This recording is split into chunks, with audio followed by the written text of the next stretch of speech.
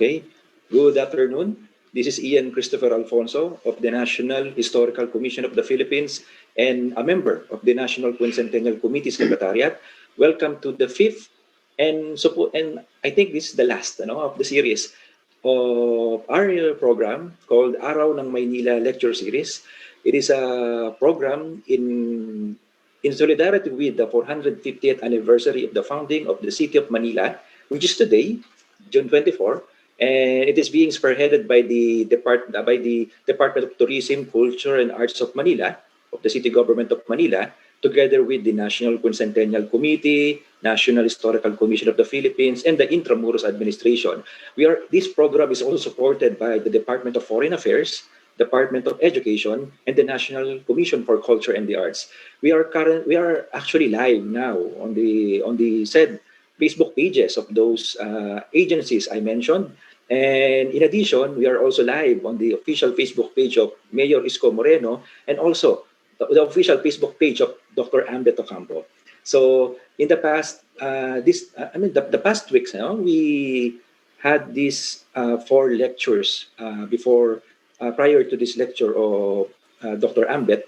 So the first lecture was on June 3, which yours truly delivered in commemoration of the 450th anniversary of the first native resistance against the Spaniards in Luzon in the Battle of Bangkusay. And it was followed by the lecture of Professor Xiao Chua days later. It was about the rise of the city after the death of this unnamed hero of the Battle of Bangkusay. And then my fellow in the National Historical Commission of the Philippines, Jerwil Cruz, had a lecture about the survey files of the Historical Commission on various historic sites and structures in the country, particularly in Manila. And then just earlier this morning, Dr. Jose Victor Torres, one of the foremost historians of Manila, delivered a lecture about the transformation of the Lumang Maynila, the old Manila, into the city we now know today, the city of Manila. And for this lecture, for this fifth and last lecture, we have Dr. Ambeth Ocampo, who will deliver to us a lecture about the founding of Manila, no? How we contemplate, how we internalize about Manila as a old city and then as a colonial city. And our lecturer wants only to be introduced in just two credentials. Our lecturer is a history professor of the Ateneo de Manila University and a columnist of the Philippine Daily Inquirer. Ladies and gentlemen, Professor Ambeth R. Ocampo. Good afternoon. Before I begin my talk today, I just wish to um, make a few advertisements. For those who haven't liked it, I hope you can follow the Ambeth Ocampo page. No, it's the Ambeth Ocampo. So I keep telling people there are 5 fake Ambeth Ocampo pages, so you have to look for the one that looks like this. I'm also on Instagram, so if you want to see what I've been posting, you can also follow me on Instagram. And then also, if you're interested, most of my books are available from National Bookstore, but of course, because of the pandemic, if you don't want to go to the bookstore, you can order online from Anvil or buy the books from Shopee. My talk today is basically a reflection on Manila in the past tense. This isn't like the previous lecturers who will give you some new information. Mine is rather a way, it's like a Kwentong Maynila thing. I want to give you a sense of how I do my work, how a historian does his work, and throw out some things which I think will be interesting or relevant for you. And we see how we remember Manila in a particular way. Okay.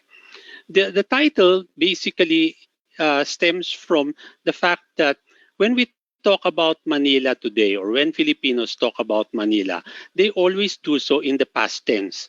We don't talk about Manila in the present tense.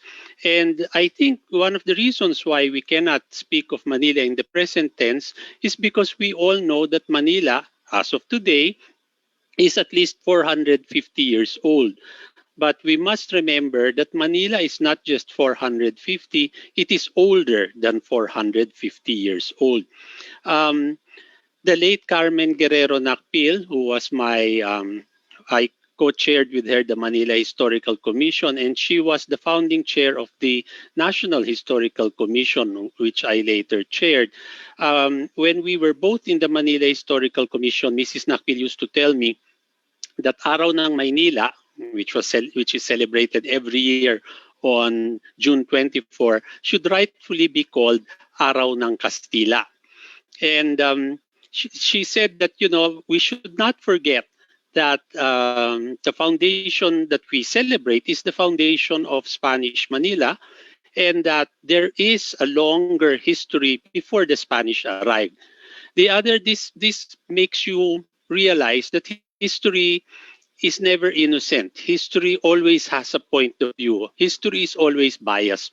And so, aside from making people remember that Manila was older than its Spanish foundation date, Mrs. Nakpil also fought a battle to change what our history books call, during the Second World War, the liberation of Manila, which she called the Battle for Manila. And we're quite happy that this has actually taken on. Mrs. Nakpil's first husband, relative of Jose Rizal, was killed by Japanese soldiers during the so-called liberation of Manila. So she says it's not liberation, it was actually a massacre of many people. So we should rightfully call it the Battle for Manila. So the point here is that we must remember that June 24 is the foundation of Spanish Manila, and that the city, or what we know as the city, has a long history before the Spanish period. Carlos Botong Francisco did a mural, which is used to be in Manila City Hall, but is now in the National Museum. It is usually called Philippine Struggles Through History, but this is actually a history of the city of Manila. And it starts with Raha Sulaiman or Soliman, who is also known in the sources as Raha Mura, meaning young Raha, to contrast him from his uncle Raha Matanda. So there's an old Raha and there's a young Raha. Now, if you look at it, look closely, you will see that Botong Francisco did a great deal of visual research. So in this depiction of Soliman, you will see between his feet what he Botong Francisco drew a green plant. This green plant is what we now know as Nila. It is the plant that was abundant at the time that the Spanish came, and it is the plant on which the city got its name. So the name, as you can see, even from this book called the Flora de Filipinas, it's Maynila. It does not have a D. It is not Nilad. Francisco shows very clearly in this mural, in the beginning of the mural, how the Spanish intervention in 16th century Philippine society was through the cross and the sword.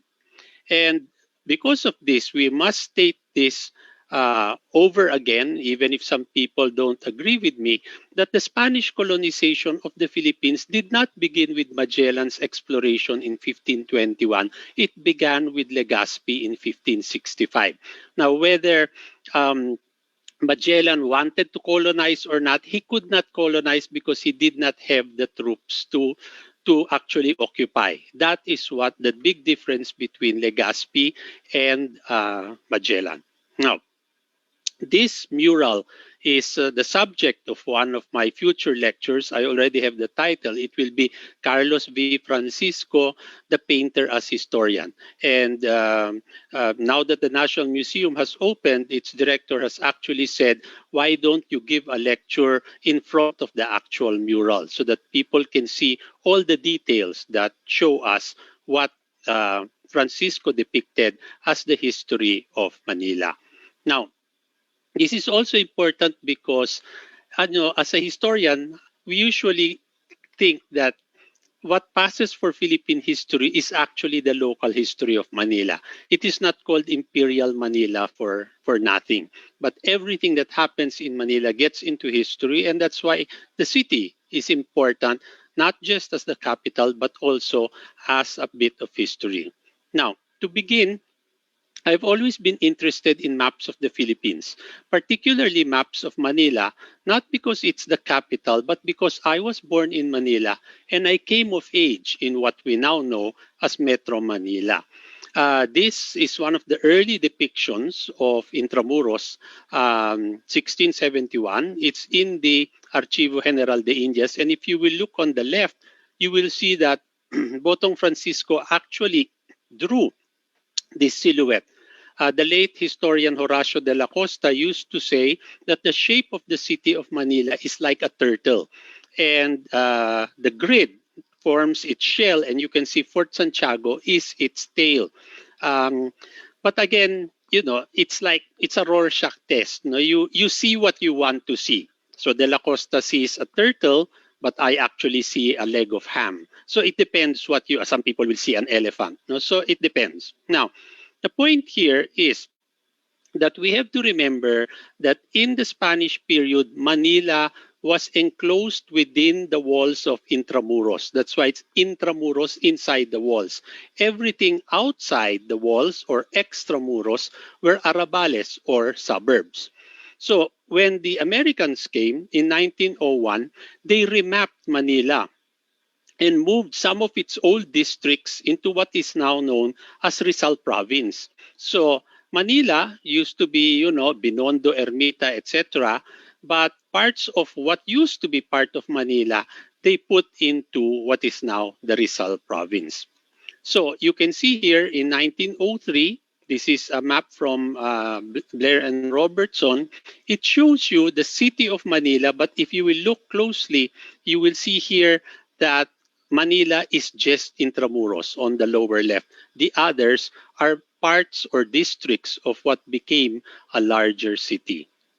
Now, shortly before the Japanese occupation, um, Manuel Quezon decided to create Greater Manila for better coordination. So they merged Manila and Quezon City. No?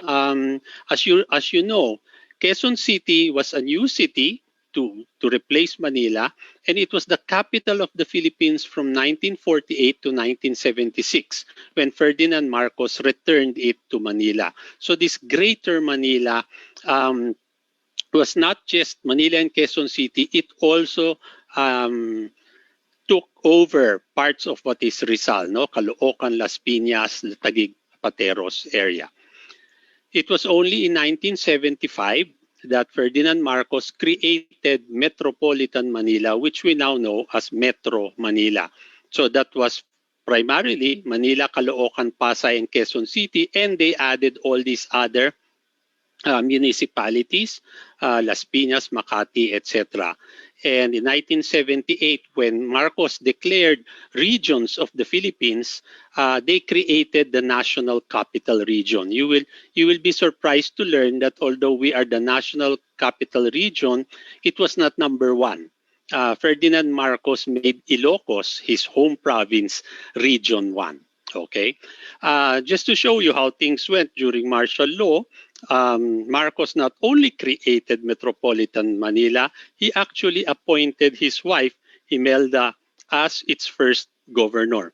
So she became the governor of Metro Manila and the Minister of Human Settlements, which meant that unlike other first ladies before her, Imelda Marcos was the first lady to actually wield actual political power. Now, here you see a photograph of Mrs. Marcos being presented with old maps of Manila. You see the one on the left, which is an 1872 map of Manila, which was shown to her because when you look at an old map of Manila, you should not just look at the streets. In old maps of Manila, not just Intramuros, you will see that Manila was a little Venice. It had many, many waterways, esteros and alleys with water, which they claim was what kept Manila from flooding. But in the urban development of Manila, people started to build on these esteros, so trapping all the natural waterways that would lead flood water into the Pasig and to Manila Bay. Because we had covered up many of the esteros, we had so much flooding. Now, um, when you actually think about it, old maps trace the growth and development of the city. This is very important. You must not look at only one map, you should look at many maps. And in order to do this, during the pandemic, I have spent a lot of time online because many of the rare maps of the Philippines and Manila you can find online from libraries abroad. For example, the George III Topographical Collection in the British Library, they have uploaded 18,000 images for free. So now you can study it. No? And I was there in 2019 and looked at two important maps of the Philippines. Another source is the Archivo General de Indias in Sevilla, where you can download old Spanish colonial maps of Manila and the Philippines. Tell you the truth, if you go to Sevilla today, they will not even allow you to bring your cell phone inside. You need to order the images from them and they'll send it to you so many weeks later. But now, even from Manila or wherever you are in the world with a stable internet connection, you can download important maps for your enjoyment and for your research. Finally, you have the Library of Congress in Washington, D.C. that also has Philippine maps available for downloading. Now, this is not a talk on maps, but I will show you what I think is the most wonderful map of Manila that we have. This is the Rojas map of 1739, which is now in the British Library, and this depicts Manila in 1717.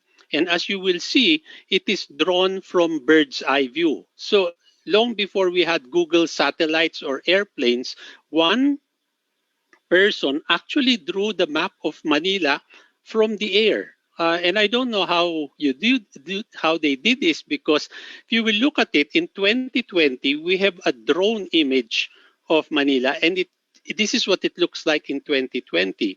But we have a different map that was made 400 years earlier. Now, let me show you. This is, I enlarged a detail of it. This is Fort Santiago, and you will see on the upper part is the Pasig River, and then you will see the lower part, Manila Bay. So that little point, which is the tail of the turtle, is Fort Santiago, which we know was built from the wooden palisades or the fort of Soliman. So when Legazpi took over the city, the Filipinos crossed the river into Tondo and the other side of the Pasig. But if you will look at the map, you can see that in Fort Santiago, there are many, many little people. The map is not just about a city and its physical characteristics. It's not just the plan and architecture, but it actually shows you people. And if you will look, it shows you little settlements. No, outside the wall, you will see all these little houses by the side. Then we move further. No, this is further where San Agustin Church is, and you'll see that outside the walls of Intramuros, there were many settlements, and you can see Nipa houses here. You can see there's on the left, there's a horse-drawn carriage. There are people working. No, there are bancas with katig. So when you look at it, this is really one of the most amazing maps, because if you get a high-resolution copy, you can. It's like looking at it from the air. Very, very wonderful. Now, this is the right side of the map. And I like this part because you see here, it looks like a shell. That's Bastion de San Diego, which you can visit today. Here, where the arrow is pointing, it shows you the village of Bagong Bayan, which, when you think about it, Bagong Bayan means a new town, which is contrasted with the old town, which is Intramuros. And you will see how heavily populated it was. This was 1717, and when the British attacked and took over Manila in 1762, they used these settlements to bombard Manila. So after the British left, these places were cleared for the security of the city. Now, if you will look on the lower middle part, there is a word in English. It says breach. This is where the British came in during the British occupation. And when I was shown this map in the British Library, the keeper of maps told me that this breach is probably written by King George III. No, so it's actually a very, very interesting map that is worth a future lecture. Now, aside from maps, you will learn about Manila by symbol and heraldry. We all know what the Great Seal of the Philippines looks like. It looks like our flag, no? The 8-rayed sun with 3 stars. It's red, white, and blue. On the left, you have the American eagle. And then on the right, you have a gold lion, a lion rampart, which shows you the Spanish colonial period. Now, if you look at the flag of Spain, you will see that it carries the coat of arms of Spain. It has a crown. It has a triple-towered castle and a crowned lion. You know, together with other symbols about Aragon, Navarra, Granada, etc. I want you to focus on the lion and the castle, because these are the coats of arms of Leon, which is lion, and Castilla, which is castle. That's why we call Spaniards Castilla, because they came from Castilla. So these two elements are in the present coat of arms and flag of Spain. Now, I want you to show you what fake news is like. During the last presidential election, I downloaded this from a Facebook page. Some funny person decided that if you look at the logos of the Bank of the Philippine Islands and San Miguel Corporation, you will find a crown and a castle. So they claim that this was the alliance of the Ayala and Coancos, no, and they were pushing for Mar Rojas as president. And so they said, I don't know how true this is, that Erwin Tulfo looked at Wikipedia, which is a great place to research, and says that BPI is owned by Ayala, and Ayala was founded by Domingo Rojas, who is supposedly the great-grandfather of Mar Rojas. That's not true. Domingo Rojas was Spanish. No, Mar Rojas is not.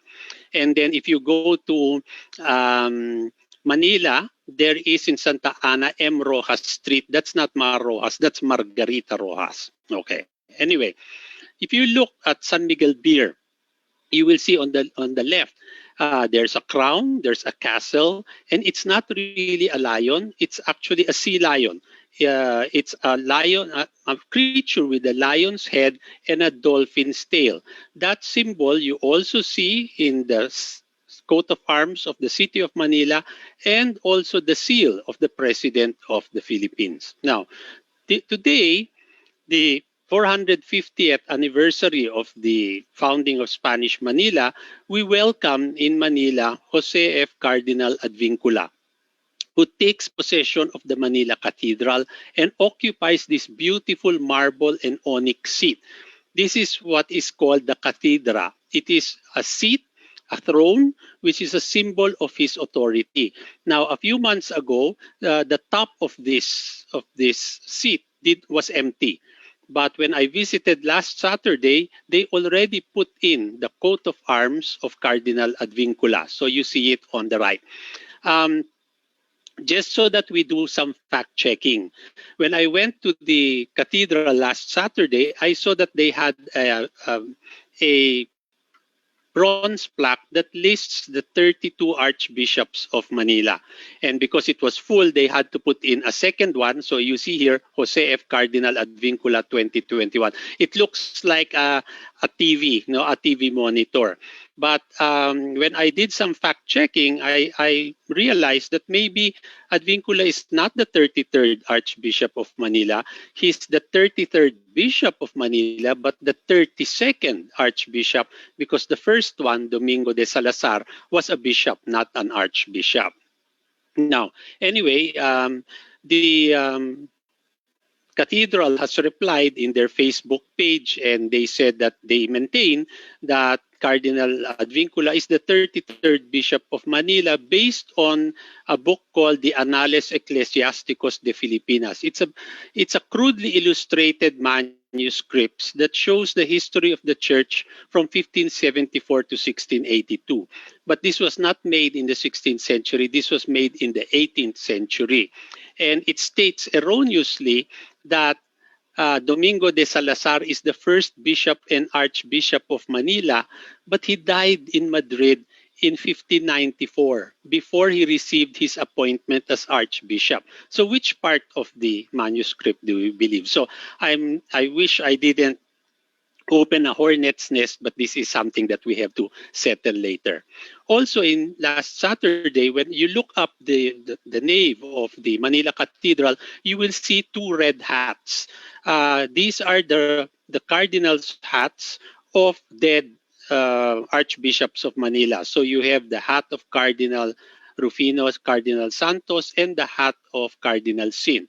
So now we have three more archbishops of Manila who are cardinals, Rosales, Tagle, and Advincula, who are still alive, but when they die, their hats will hang in this nave. Now, you look on the left, this was Advincula's coat of arms when he was the Archbishop of Capiz. You will see the hat is green and it only has a number of tassels. On the right, because he's now cardinal, the hat is now red and it has more tassels than the old one.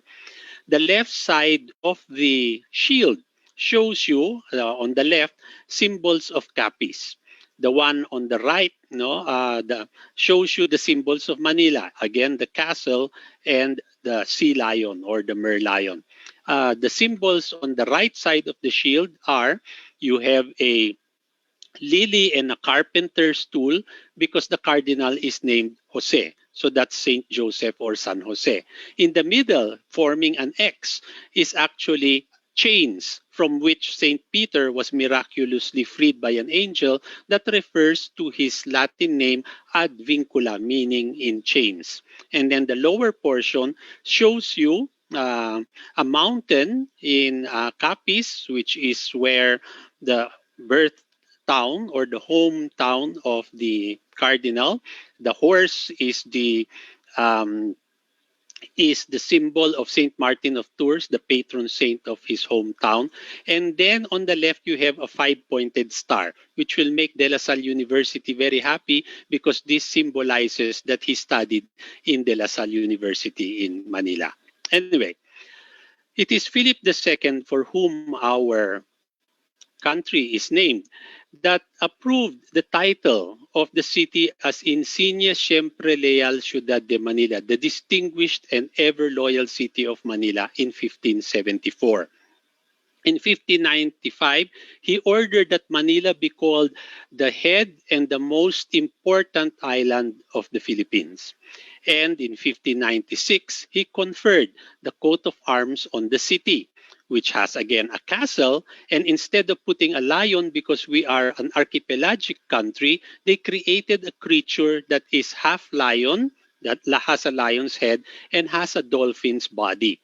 It's in black and white, but the colors are given as follows. The castle is gold with blue windows, and this is all on a red field. And below it is a silver creature with a lion's head and a dolphin's body, and carrying in its hand, on its paw rather, an unsheathed sword. I'm a bit upset because while we have had this symbol from 1596, when you mention a merlion today, because of effective nation branding, Singapore has created the merlion. And so when you mention Singapore, this is what we remember. According to the Singapore Tourist Bureau, mer means Temasek, the sea, and lion is a reference to Singapura, or the Lion City. Therefore, many years ago, when I gave a tour to the president of Singapore, when we had become friendly to each other, I breached protocol and said, "Excellency, your country stole our merlion." And he says, "No, no, that was created." I said, "Yes, it was created by your tourist bureau, but we owned that symbol since 1596. It is a castle and a lion's head with a dolphin's body." So, what I'm showing you here is that we have lost our appreciation for useless information. All of these things, I mean, that's Ambeth Ocampo talking trivialities, but it is these little things that make up our history and make our history very interesting or engaging. The magic of history does not lie in dates, names, places. It lies in connections. The power of history lies in its relevance. So all these things contribute to our understanding and our appreciation of our history and our past. Now, I will show you here also Rizal's Manila. For this, I was very fortunate to have had Pedro Ortiz Armengol, the former Spanish ambassador to the Philippines, who around 1986 or 87 told me one Saturday, he says, "Fetch me in my residence and I will show you Rizal's Manila." So Ortiz Armengol published as early as 1958, that's older than me, a book called Intramuros de Manila. So he has always been interested in the city of Manila. So on that Saturday, he took with him a copy of the 1887 Noli Me Tangere in the original Spanish, and we brought along a map of Manila that showed not only Intramuros, but its arrabales, or its suburbs. Now, the funny thing here is when you looked at the map, most of Rizal's Manila does not occur inside Intramuros, which is Spanish Manila. It actually occurs in a few streets in Binondo. So this was our first stop. I parked the car and we started walking along Juan Luna Street, which was formerly Calle Anluague. And it was while we were walking that Ortiz Armengol told me that the surface of a city may change, but its layout remains the same. So buildings will be renovated or changed, torn down, and a new building built.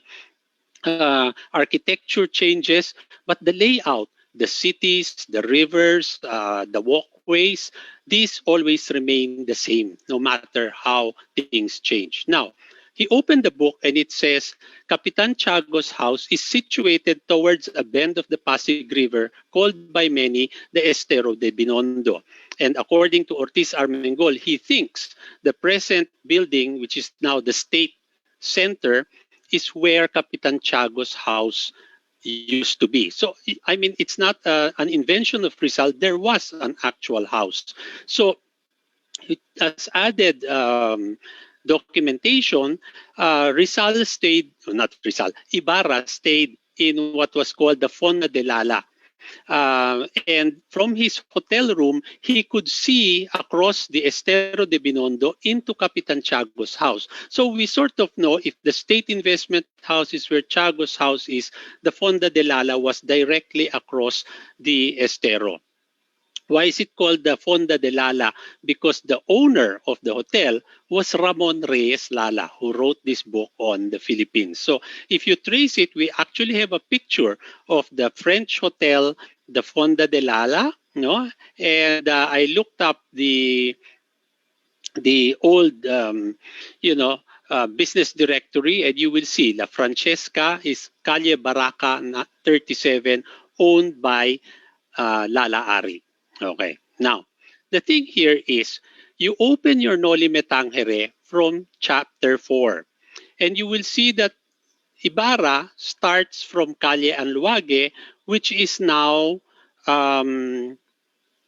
here, no, which is now Juan Luna Street. From this place, Ibarra walks towards the Church of Binondo. So you see he walks that way.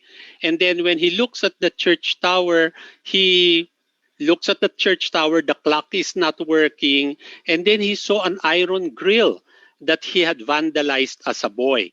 No, so he goes to the church, here it is again, and then from here, he turned on Sacristia Street, which is where the sacristy of the church was, which is now Calle Ongpin. And while he walked on Sacristia Street, Ibarra even says there's a loose stone on the pavement that was there when he was a boy, and it was still there when he walked there. So he stopped at the corner of Sacristia, which is Ongpin, and San Jacinto, which is now Tepinpin. And here he was updated by the teniente, who tells him that his father died in jail.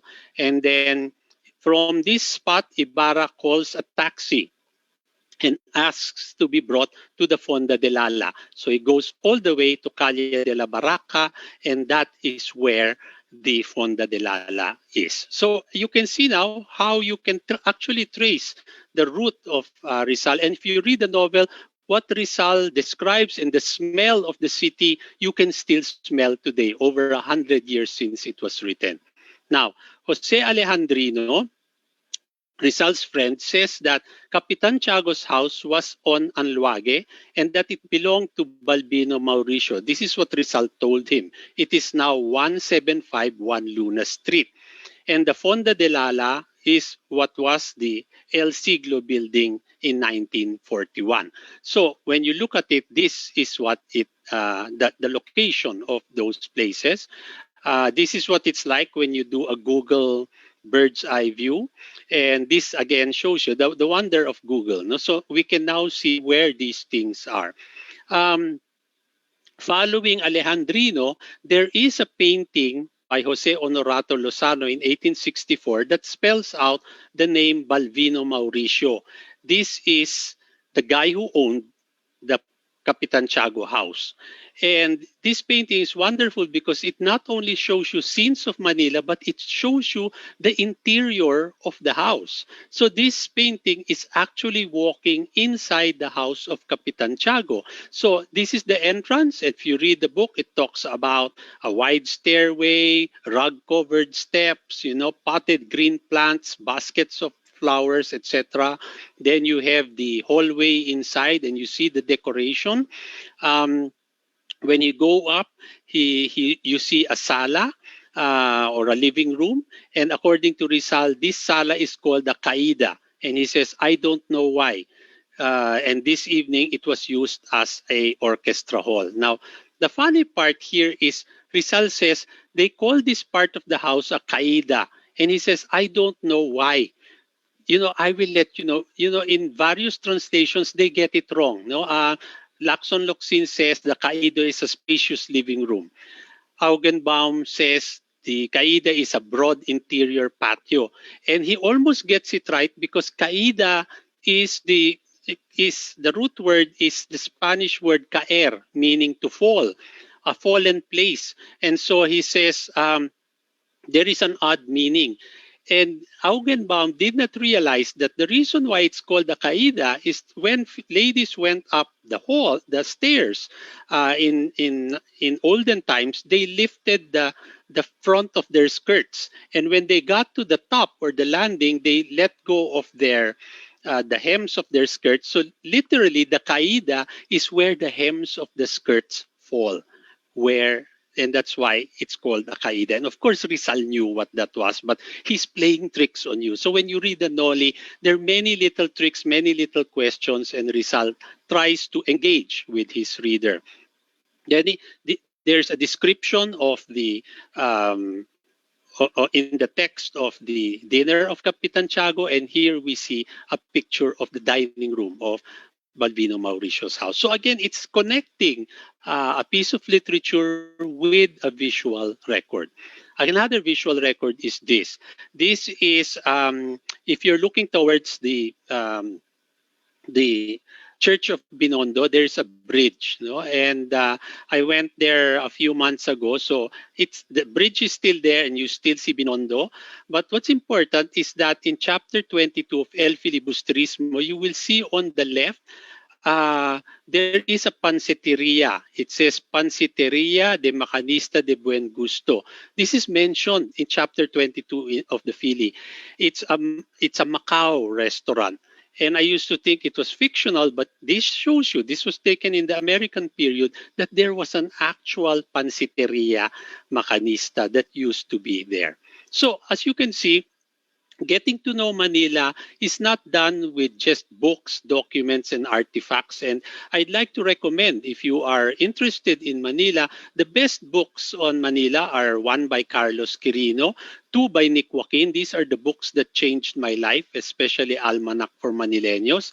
Jose Victor Torres's Ciudad Murada, which is very small but very handy and historically accurate because he once worked for the Intramuros administration. If you want pictures, there's a book called Intramuros of Memory.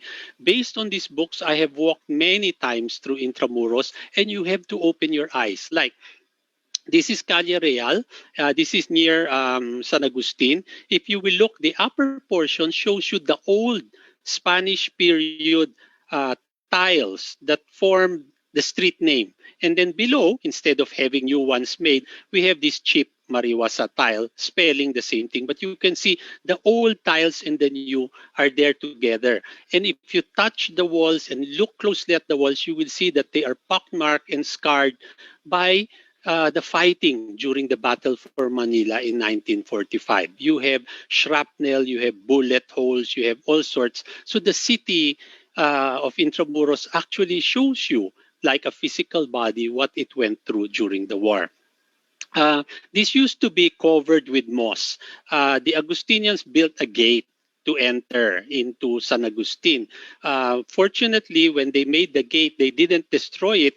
There is a small street sign here that says Calle de San Lorenzo. And this isn't the name of the street in the maps, but this is there, which shows you that it was named differently at that time. 19th century, the Caruth album, you have the Manila Cathedral, no? And we talk about the arrival of the religious orders, no? The first who to arrive were Augustinians on the right and Franciscans on the left, 1578. The Jesuits arrived in 1581 and the Dominicans arrived later. This one shows a native Spanish or native secular priest, no, being kissed by a lady. This one from the Caruth album, it says the Dominican Church. This isn't the Dominican Church. This is actually San Agustin, which still exists except for the tower on the left has fallen off during one of the many earthquakes. But everything, including the old doors, are still there. So when for the 20, 30 years that I have been teaching, I would bring my students to Intramuros because this is a place where the teaching aids are bigger than life. You can walk in there and you have a sense of what Spanish Manila was like. But if you walk around the Intramuros, you will see many little Chinese things like this. No, they're either from grave markers or they're called piedra china. They're granite, and you will see Chinese markings on them, which is also a part of history. If you go inside beyond the church, by the door, there is this 18th century grave, which is still intact. But when you walk inside, they broke up all the granite, and you will see them like a jigsaw puzzle there. So it shows you that aside from books, walking around a city gives you a different feel and a different appreciation for history and development of the city. In conclusion, Ian Alfonso wanted me to talk about, because this is still the 500th anniversary of the Spanish period, he wanted me to talk about the two oldest Catholic images in the Philippines. Now, these are replicas. No? On the right, you have the Santo Niño, and then on the left, you have the Nuestra Senora de Guia, which is venerated um, in Ermita. And I always post like this. It's not really Japanese peace sign. When you put your palm out, that means you're copying the Santo Niño. Anyway, we all know from history that in the mass baptism that was made in Cebu in 1521, the Queen of Cebu, Humabon's wife, was offered three images. She was offered an image of Christ, which she did not like. She refused. She was offered an image of the Virgin. She also refused. But she accepted the Santo Niño, probably because it was cute. No, it looked like a doll. So these are the three of the oldest images, supposedly oldest Christian images in the Philippines that we can trace to Magellan in 1521. Santo Niño on the left, upper right is the Virgin of Guadalupe, which is also the patroness of Cebu, and below it is the Etche Homo, which is in the Basilica of the Santo Niño. Now, it's interesting because on the left, you have the Santo Niño as he looks like today. But in pre-war times, I saw this postcard, the Santo Niño is black. And then this one taken in the 1970s, he's white. I mean, they probably gave him an overdose of glutathione. Now he is brown. So they say, no, that has something to do with the flash or whatever. But it shows you over time that the texture of the complexion of the Nino was changing over time.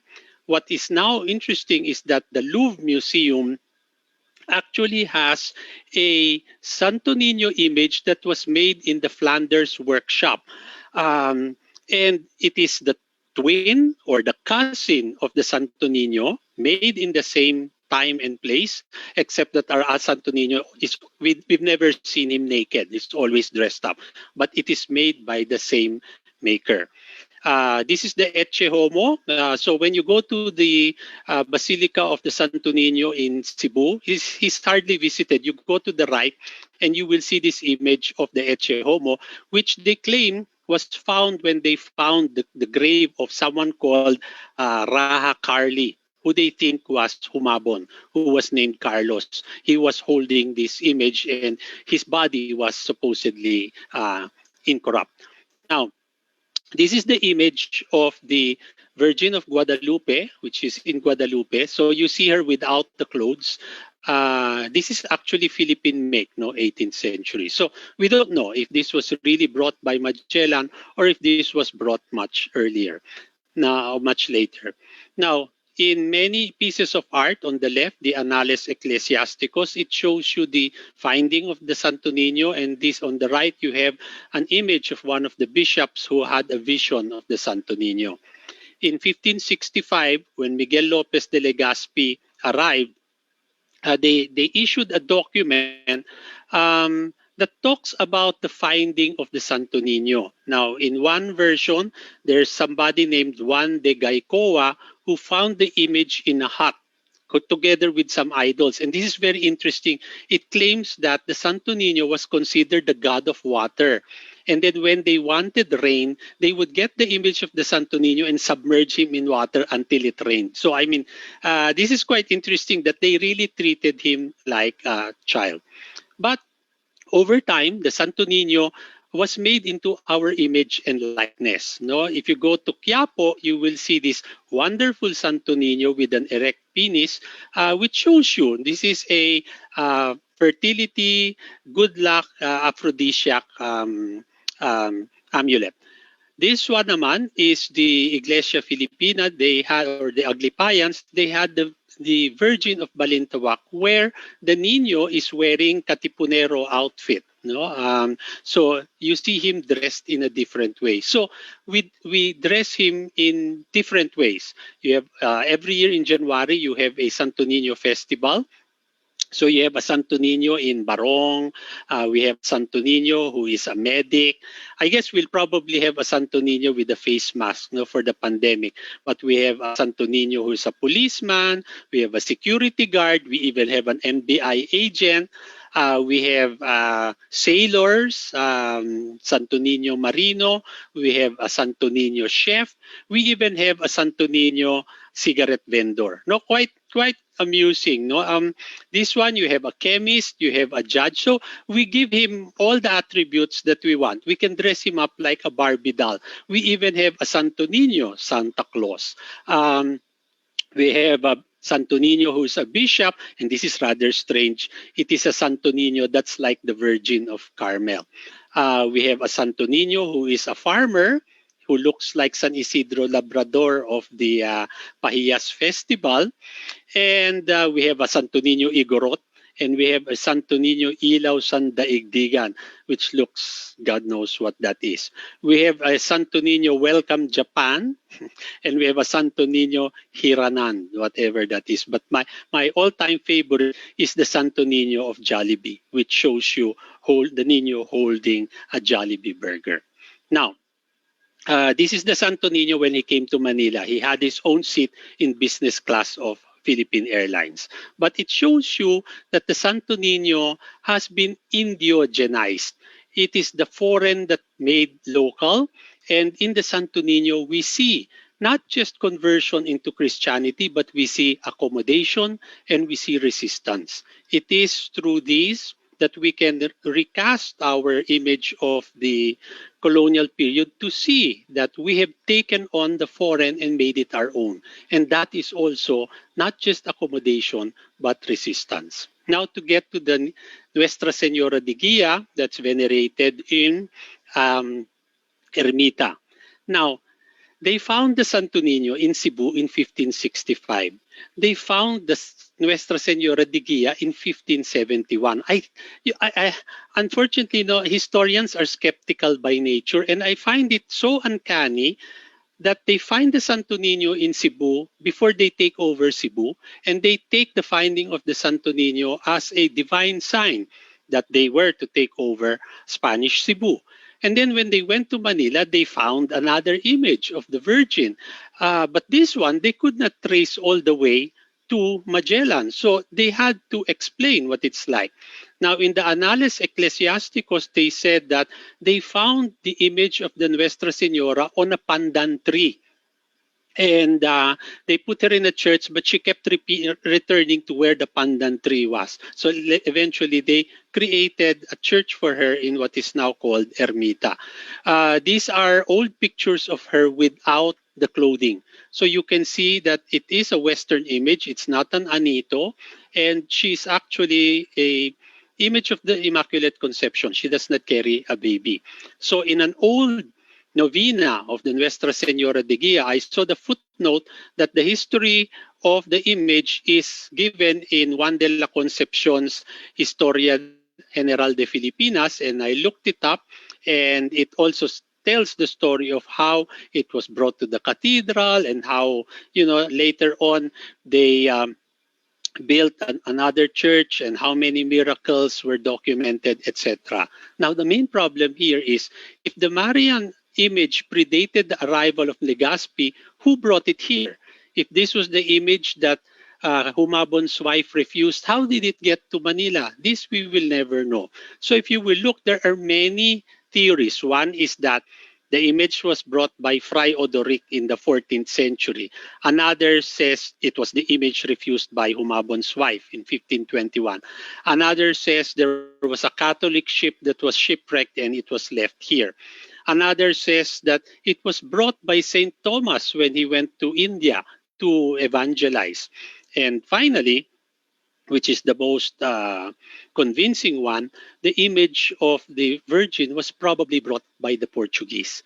Now, our problem here is that if it was brought by the Portuguese, this would underscore the fact that if you will not remember, when Spain and Portugal were fighting over the discoveries and the exploration, ages of exploration, the Pope, to keep the peace, cut the world in half like an orange and gave one half to Spain and one half to Portugal. It is not well known that by the time that Legazpi and Magellan came to the Philippines actually falls on the Portuguese side of the world.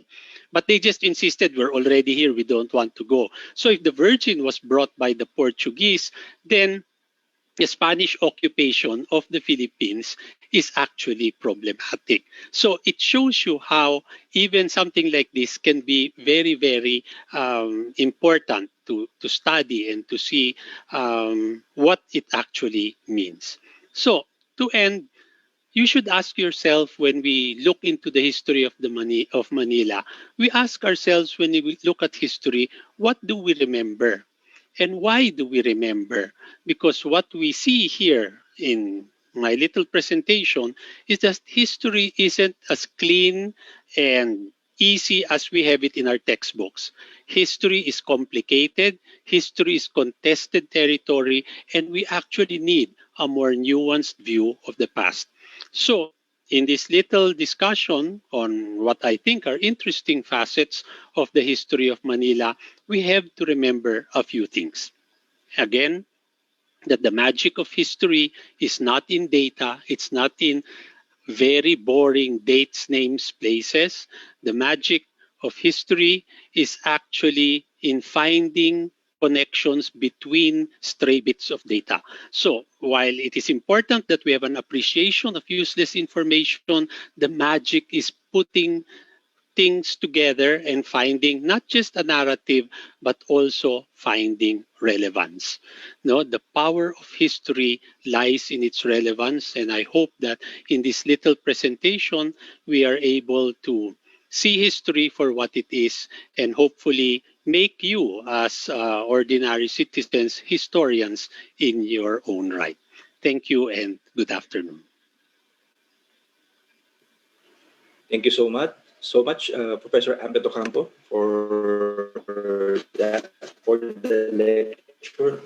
So we're still collating some questions, Professor Amb. I have a question, just for the sake of the those of our viewers na baka hindi nila na gets yung pagbanggit nyo sa word na taxi. Narinig niyo po, Sir Ambeth? Anong Hello, taxi? Sir Ambeth. Yes. Yes. Yes, kanina kasi bibinanggit kayo yung si Ibarra ay nag-taxi papuntang Ibarra, yeah, nag-taxi. Punta de Actually, Lala. well, they call Ano it yung a taxi na taxi, yun? but it's actually parang kalesa siguro yun. No? I mean, in the translation, it's a cab, it's a taxi, but I think it's a horse-drawn carriage. Okay, so hindi siya taxi sa tubig, ano po? Hindi siya taxi sa Okay. tubig. And you can see the route I followed, the route by kalsada. the street. No? Yes po. So it's on, they went by road. We have some comments in the chat. No, somebody said that the Santo Niño policeman used to be owned by Senator Barbers. Thank you Yes. to Victores for that bit of information. And what else? So these are the ones. There are no questions in our. Yes. So if there are questions in the Facebook page, that would be interesting. Okay. Okay, Can you we have one. recommend Filipino language, Noli and Fili? Okay, in school I recommend for English Soledad Lacson Locsin, Leon Maria Guerrero, or the Penguin Augenbaum edition. For Filipino, the best one is that by Virgilio Almario, national artist for literature. All other Filipino versions are either inaccurate, or if you want a really nice one, there is a Patricio Mariano translation which is available online. It's very faithful to the Spanish, but it's written in Old Tagalog, so people find it very, very difficult to understand. Actually, the Patricio Okay, Mariano anything else? version, the Patricio Mariano version is still being reproduced by NHCP.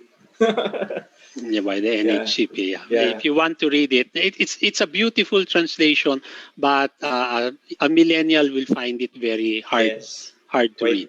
yeah. So There's this question okay, from any the other? Facebook. Yes, Professor Ambeth, there's this question from the Facebook uh, from Miss Christine Santos. Can you recommend more materials that show a personal perspective of Manila? Personal perspective of Manila. For more well, actually, personal perspectives of Manila, you will find them in the many um, travelers' accounts of the Philippines. Unfortunately, most of it in the Spanish period, they're written by foreigners, visitors, tourists, businessmen, friars. They're describing the city. We only get Filipino voices again when Rizal is writing already from the 19th century onwards. In order to read a lot of these, I can refer you to the 55 volume work, which we know as the Blair and Robertson. You just open to Manila and or Cebu or Laguna for that matter, and you will find a lot of material on that. And also the Okay. World of Felix Rojas, the book, The World of Yeah, Felix the Rojas. World Yeah. of Felix Yeah. Rojas, Yes, 19th yeah. century. There's a lot. There's a lot. Yeah. Also, from the Filipiniana Book Guild, there is Stanley. There are two accounts of American accounts of the Philippines and basically Manila. And We have a then, question from yes. Luisito Olegario asking about Tondo being part of Pampanga. That's best addressed by the expert on this, who is Ian Alfonso. No. I know Actually. very little about Tondo being part of Pampanga. So can you answer that quickly for them? Ano, yes, unfortunately, hindi ko rin, isa to sa anomaly. Because Oh, yeah. Miguel de Luarcas, report of the encomiendas, mentioned that the opposite side of Pasig River, so technically, beginning from Tondo up to Bulacan, Pampanga, it speaks different language daw from those in the southern banks. So, well, magagalit din sa Dr. Veneracion pag sinabi mong Kapampangan ng Bulacan. so, medyo But kailangan natin it can ma-corroborate be the account. anything, di ba? Yeah. It can be Chabacano from Cavite. Yeah. It can be Ilocano. We don't know, di ba? So Yeah. they So didn't. maybe, They were not clear about the language. So again, yes. as I was saying, all history always has a bias and a point of view. So if you're Kapampangan or if you're Roby Tantingco from the Kapampangan Study Center, you will insist that Tondo was part of Pampanga, but it can be part of Bulacan or Manila or some other point. But this is not very, very clear. It needs further research at the moment. And then another question from Khalil Garcia. Can you talk about the Spanish Pidgin Creole that was once prominent in Manila? Okay, this was Chabacano. this was it's probably Chabacano, or it's also the way that people would copy how the Spaniards would talk and laugh at how they mispronounced, Filipino words and language. So they played around with it in the same way that we also do it. We are trilingual, no? So we play around with languages a lot. We use Tagalog, we use English in many ways, no? But it's probably Chabacano, no? And there are studies on that.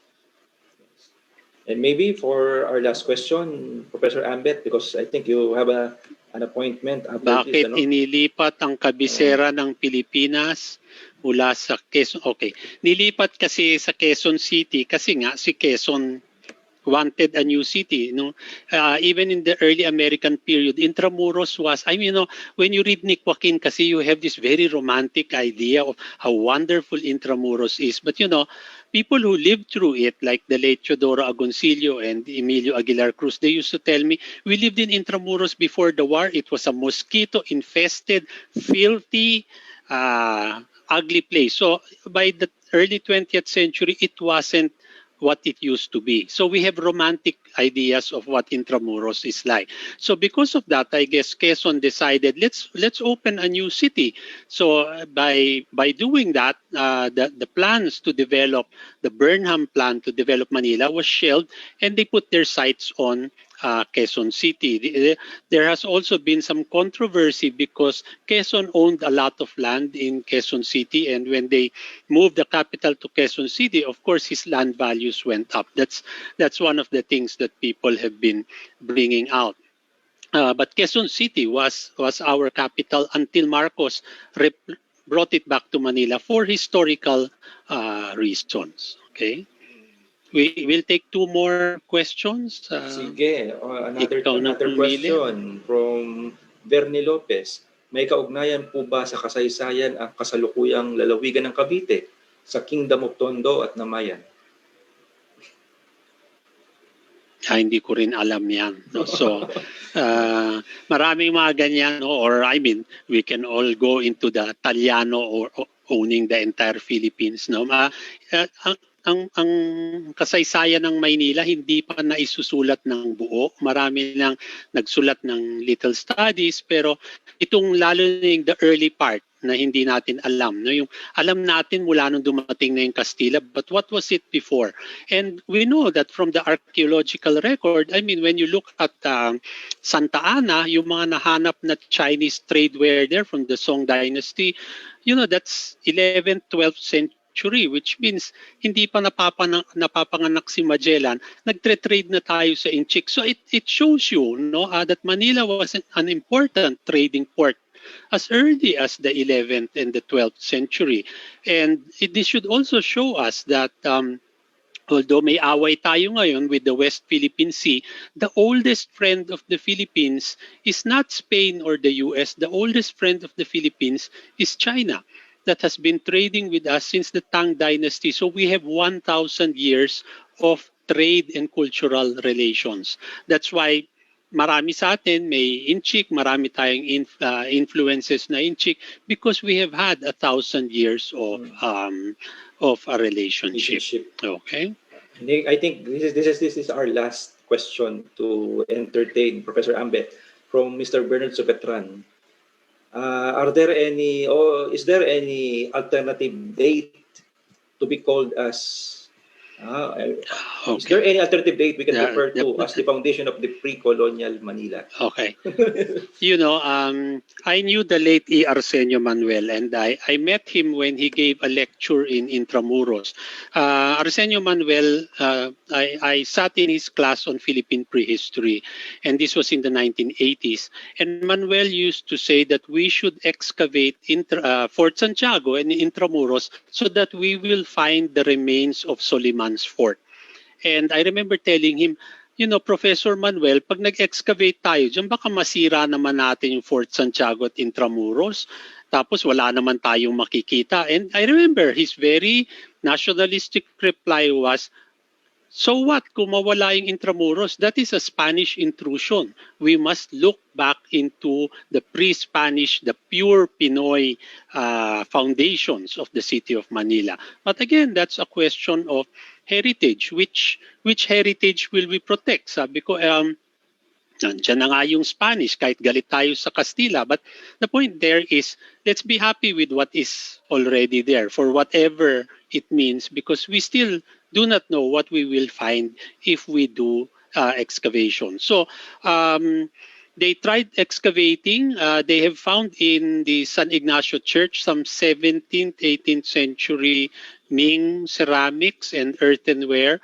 But what is important is that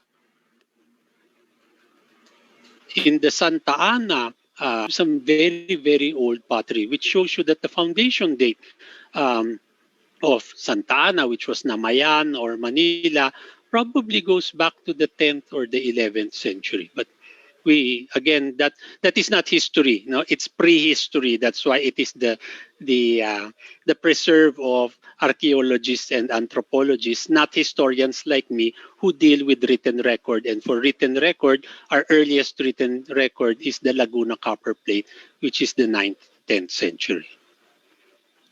Okay, so thank you very much, Professor Ambeth, for the time and expertise.